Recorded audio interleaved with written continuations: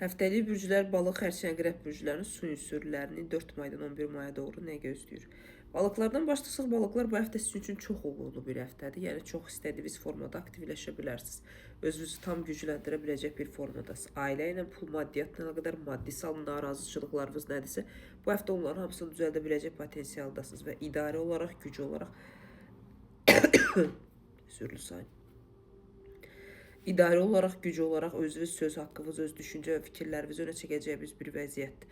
Yəni qadın olaraq, kişi olaraq, balıq bürcü olaraq hər bir şey əldə edə biləcək bir gücünüz var, xüsusi bir enerjiniz var, xüsusi bir məntiq çərçivəsində olacaqsınız və bunu da yüksək səviyyədə bacaracaqsınız. Yeni tanışlıqlar həftəsidir.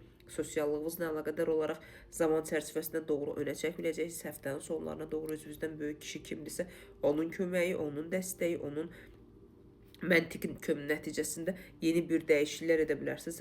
Ən çox da mayın 8-dən sonra tam özgüvəniniz, tam gücünüzü bərpa edəcəksiniz. Uğurlu bir həftədir. Məncə mayın uğurlarından biri də sizsiniz zaten. Bu həftənin daha doğrusu uğurlardan biri sizsiniz zaten.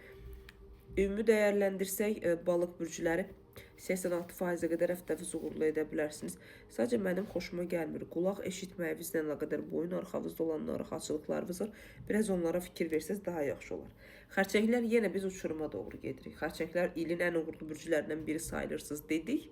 Amma sizi uğurlu edə bilmirəm mən. Getdikcə zaman çərçivəsinə doğru əsəbiyyətiniz, getdikcə zaman çərçivəsinə doğru dəngəsizliyiniz, maneəli bir vəziyyətiniz, parçalanmağınız, düşünmədən danışıqlarınız, hər şeyə geriyə çəkilib öz qəfəsinizdə qalmağınız, hər şeyə sərhəd örməyiniz, insanlara qarşı əsəbiyyətiniz, nifrətiniz, belə deyim də düşüncə fikirlərin qarşılığı, kaşa vəziyyətindəsiniz və bu normal bir vəziyyət deyil. Ayrılıq qərar verməyiniz, istədiyiniz mühitdən, istədiyiniz yerdən çıxıb getməyiniz çox bulanlıq vəziyyətdir. Biraz düşünməlisiniz hər şey. Çünki verdiyiniz qərarlar və gedişatınız heç də normal vəziyyətdə deyil xərçənglər.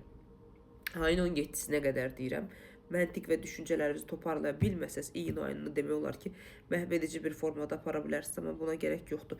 Çox düşünürsünüz, yuxu rejiminiz normal deyil, beyin düşüncələriniz kaşa vəziyyətdədir. 61%-ə qədər uğurlu edə bilsəz, böyük şeydir ki, mən də uğurlu saymıram. Əqrəb bürcləri həftənin uğurlu bürclərindən də birisiniz. Çoxdan da arzuladığınız bir arzunuz həyata keçmə ehtimalı var.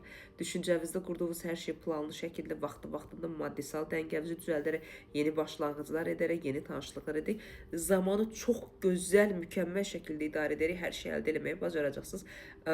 Belə deyim də, xərçəng çox üzr istəyirəm, əqrəb bürcləri. Bəli, azadlığınız hər şeydən öncə olacaq. Öz düşüncələrinizi qabağa çəkməyə çalışacaqsınız. Sosiallığınız, şənliyiniz, zaman çərçivəsinə doğru özgüvəniniz, eqovuz tam aktivləşəcək və məncə yenə ən uğurlulardan əqrəb sizlərsiniz və mən bilirəm ki, mayın uğurlu məntiq olaraq, danışıq olaraq, hökm olaraq öz gücünüzü göstərəcək insanlardan biri də siz.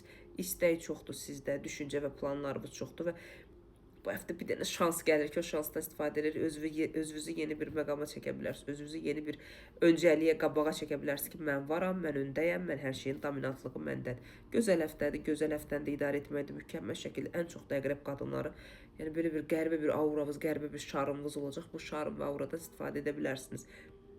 Ümumi dəyərləndirsək 89-90%-ə qədər həftənizi əqrəblər uğurlu edə bilərsiniz.